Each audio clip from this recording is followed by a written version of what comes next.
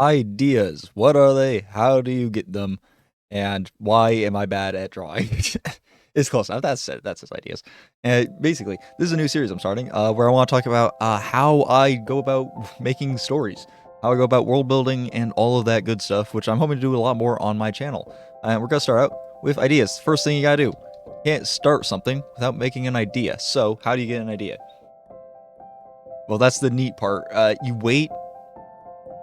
I once saw it described like this: you can spend all day chasing an idea, uh, trying to think of something interesting. But if you go to bed, lay down, and just sleep and like start resting, all of a sudden you have a ton of ideas. And I saw, and this was described as become the cardboard box for like the idea cats. That's what this was. That's a great cat. Become the cardboard box for cats. Now, this obviously isn't the whole thing. There are other ways. If I'm like specifically trying to figure out an idea, there are other ways to do it. And here's some of the ways. I have a lot of songs saved. It's somewhere in the range of like 2,000 something songs in my like total playlist. It's a lot. And I have like sub playlists, and one of these sub playlists is inspiration. And this is a whole bunch of videos or songs. It's a YouTube playlist. I listen to music on YouTube because I don't care. And a whole bunch of songs in here that are you're just generally inspiring. They get my brain turning. Or like there's some that connect to like certain projects, like the lore thing I'm doing in the SMP, or the that's not the wrong kind of BS. I didn't think about the acronym before writing it right now. Work in progress style for a book I'm writing. And so some of those will be that. And then I also have like other playlists specifically for that topic as well. So I have playlists like, so that video, this video here, let's call that video A, is also going to be in this one. And any of the ones in these sub playlists are also going to be in the larger inspiration playlist, right? Because it's something inspiring that series, right? So whenever I'm I just want general ideas, I'm gonna go to this playlist. Whenever I'm just like, I want to start something new, or I'm getting an idea off the ground. I like have this basic idea, and I want to like expand. I'll go to this playlist. If I'm like specifically working on the Horizon Event Lab series, I'm gonna listen to this playlist. Or if I'm working on the book, I'm gonna go to this playlist, right? And so that's a great way. Just listening to music is such a great way to get inspired. And like other like certain songs I have in this playlist will like tie to a like very specific character, right? And that will help me write that character and figure out what that character is all about, right? And this whole music thing then ties into a larger idea of just experiencing stuff. Watch movies, watch TV shows you like, read a book, like just experience good writing, and that will just give you so many ideas. All right, example. Let's go and clear this real quick. Example. Hold on, I can't undo farther. Hold on. There we go. Okay, I figured out how to delete stuff. As you can tell, I don't actually use MS Paint that often. So yeah, right. For example, I was at a point in my book where I was writing some event. There was like a tree and like magic stuff was happening, and at the same time, I was also playing Dredge. Really great game. I got a little, if you're like in the Discord for the SMP, you might know I got a little bit addicted to it for a while. I finished the whole game in like 2 days. I heard like 2 or 3 days. But there were some like really great descriptions of magic and stuff like eldritch, kind of unknowable forces. And that was really good. There's a lot of great descriptions. There's a lot of great visuals too. So I took that and molded it into something that fit in this world. And now this whole scene is a lot better for it, right? Here, I wasn't like playing this game to get inspiration. I was playing this game just for fun, just because I wanted to play it, right? And that resulted in improving what I already had. Like all these ideas about magic and this specific kind of magic It's something I like to call true magic, where it's really just this unknowable thing. There's no like magic system. It's just something there that's unexplainable. Something unexplainable. That's what I call true magic. And how this game represented it was perfect for the book. So I took that and incorporated it and got inspiration from it. And another example of this just concept of just experience stuff that's cool is Pacific Drive. I did a stream on it a little while back. Unfortunately, I'm probably not going to do more to make room for Chegg, but Pacific Drive is a really cool game. Takes place in the Pacific Northwest. Love the Pacific Northwest, and it actually inspired Horizon, or not the entirety concept of Horizon Event Labs. That group was actually an original thing that I had in my brain for a good couple years now. I just never really had any good ideas what to do with it. But when I finished playing Pacific Drive, I was like, I want to make my base themed around Pacific Drive. And then we was like, okay, well, do I want to do lore this season? Because last season's lore was just kind of, like, Season 1's lore was just kind of meh, wasn't very good. I didn't really like it. I didn't have any idea where I wanted to go. What do I want to do this season? So then I was like, Pacific Drive is cool. Horizon Event Labs feels like it kind of matches up. Like, they follow a similar wavelength, right? They follow a similar wavelength of feel. They follow a similar wavelengths of all that. So what if we do something like that? I already wanted to make my base Pacific Drive themed, right? So I wanted, like, pine forest, whatever this is, like, I don't know, buildings or something. And I wanted it to feel like you're in the game when you walk through my base. And then I was like, okay, what if we built this in relation to Horizon Event Labs? I had already actually built some Horizon Event Labs stuff. I'll show some pictures of them here. That I used in the original teaser for Horizon Event Labs in my 7 Days Journey video. And I knew the type of stuff they would do. And, like, tampering with exotic matter like the limb tech in Pacific Drive, that is absolutely something they'd get up to. So let's, since I already have this group that I'm not using for anything in my brain, let's just go ahead and plop them in my base. Let's say that's the organization they're doing. Instead of the government, or what was it, ARDA? ARDA, yeah, ARDA was the one making the limb tech in Pacific Drive. And so I was like, okay, instead of ARDA, we're going to grab Hell, and they are going to be the ones in this new thing. Because I didn't want it to be like exactly Pacific Drive. I didn't want to completely recreate the game. I didn't want it to be my own thing, right? So instead, I went and said, let's put Hell in there, and then also, you know, change some things up. Obviously, I'm not just ripping off Pacific Drive with a different name. This is my own thing.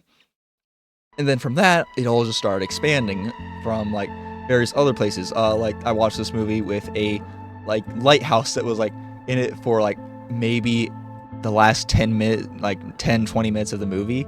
And I was like, I really like the lighthouse. And, like, it was in the end credits, too. And I was like, I really like lighthouse aesthetic. This is actually completely unrelated to Dredge, surprisingly. But I really like the lighthouse. I was like, I really want to build a lighthouse. So I was like, all right, you know what? There's a shore here.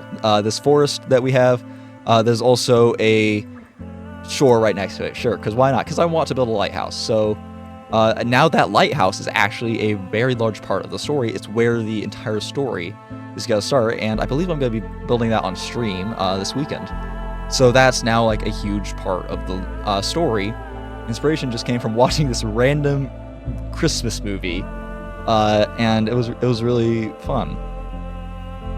So ideas can really come from here. You can already start to see this, like, web of things that are just inspiring one another, taking from bits and pieces. And then I also actually went to visit the Pacific Northwest a while back, and was able to get, like, a bunch of notes on how the trees look, what colors are there, what's the environment look like, right? Like, how do I maybe build the, like, fog that's, like, sometimes around there when it's, like, rainy? Like, all of these ideas then, and, like, especially some environments, inspire then some places in here, which will then inspire and then all of this, the actual location, will inspire the main plot. And it's all just this feedback loop of experiencing things and then shoving it all into this. Everything that relates and I want to relate and I think is cool, I just put in here. And it kind of rounds itself out by itself. For example, one thing on this trip that I found really interesting, me and the person I was traveling with, we found mistletoe, right? Which is nice, right? Except, hold on, let me finish writing this. Man, how does Pirate Software do it? We found mistletoe. And for those of you who are not forestry majors or like biologists, might not realize where I'm going with this. Mistletoe looks like this.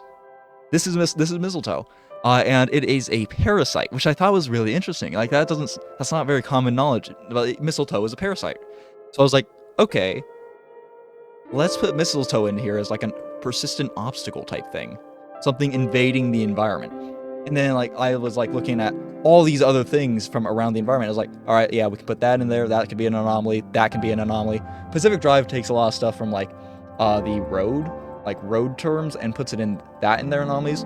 I really like the like ecology and all that stuff. So I decided to put the like forest, the animals, the plants, and put that as my anomalies instead. And as you can see, this is turning into a massive web, and then it just keeps expanding with more and more things. And that's how you get inspiration for something, for what you want to put in something. You experience something, right? We don't make something out of nothing entirely. We have to take something and take a whole bunch of different pieces, different things, and make it into something new. Of course, with our own things added in. Like, not everything is like derivative of something. Not everything is like, the original idea does exist, but like a lot of inspiration has to do with finding that which inspires you. Obvious, like that maybe doesn't have to be said, but none of this really gets down to the total of how you start an idea, right? What if you just can't think of anything? You just have a blank page, you want to make something, but you have no idea what. What do you do then? Well, this is where I come to the conclusion. Be bored. Boredom is an amazing catalyst for ideas, which seems a little bit weird. Like especially when you're young, it's like, no, I don't want to be bored. It's boring, right? But when you're bored, your brain is the only thing you have to entertain yourself, right? Let's put some squiggles in there. That's a good brain, yeah.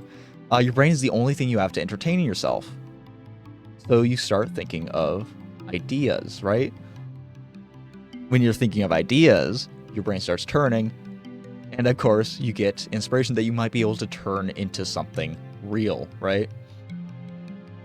And how I generally go about this is my brain's like constantly turning through various ideas, and occasionally they'll be like, oh, that little bit there, that's interesting. Let's take that and let's expand on it. So we start with this little thing, like maybe just a small concept of, I don't know, say a city inside a moving giant, right? Like a giant robot. Let's start with that concept. Okay, well, then I think, well, what would the people be like? Are they human? Are they not? What would the society around them look like? What do their structures look like? Is there anything else in there? Why are they on the robot? What's on the ground? And as you can see, this instantly like balloons out into all of these different questions about this one tiny concept.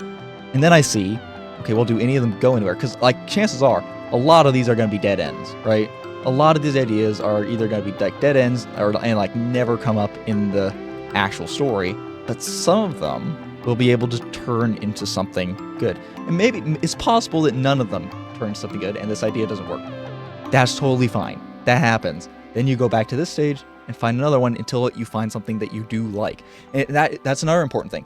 You can't, just because it's good, just because it's a good idea, does not mean you should make it. Doesn't mean that at all. Because I have a lot of good ideas, but I only have so much time, right? You can't make every idea. You can't make every good idea. So you have to focus on the ones you like the most. So this idea, I'm never going to do anything with, because I have all these other ideas off to the side that I already have, and like I like these ones the best, right? I really want to do these ones. This would be cool to do. This one over here would be cool to do, but it's not really high on my priority list. It's not something that I am really love. I like it, but I don't love it, so I scrap it. I like put it in the drawer. Maybe someday I want to come back to it. Maybe not. So I just like, put it in the drawer of ideas in my brain and like work on the ones that I really, really like. And now I want to talk about one more thing with this boredom. For the book that I'm writing, I actually started it as just one of those things where I'm like doing it in my head, like, hey, this is fun entertainment, like while I'm in the shower or something. Hey, here's my character, here's these other characters I'm interacting with. Just make believe, right? I'm just playing make believe with myself in the shower or something. And then I reach the end, and then like I'm going through all of this like stuff that leads in a story, and then I reach the end and I'm like, holy crap, that's good. I love that. And then a lot of the times the hard part is like you have the inspiration for like, oh, this really cool thing here is like really cool at the end, and like you like know where they start. But then all of this stuff in the middle is just like your brain goes excessive shrugging, and it's really hard to make. In this case, I already kind of know the path it's going to take. Obviously, it's going to be a little different. I'm going to shake it up because obviously what I do in my brain for fun is not, it's going to be objectively a bad story, but that's what revision is for, which is something I'll talk about in a later video on this subject. But I get to the end and I'm like, holy crap, this is amazing. I need to write this. That's what happened with the book I'm writing. I'm good 5 chapters in at this point, I think. Outline is fully complete, and I'm still really interested in it because I was like, oh, I know this is good, right? I get to the end, and I'm like, I know this can be something. I know it's awesome. So, what's the takeaway? Boredom, be bored. Let yourself be bored. Let yourself be bored. Let yourself just sit and come up with ideas. And then also, observe. That's the second thing. Observe. And take in things around you that you like so that you can cycle the ideas, the style, all of that into your own work. So that's it. Be bored and observe things, right? That is how you get ideas.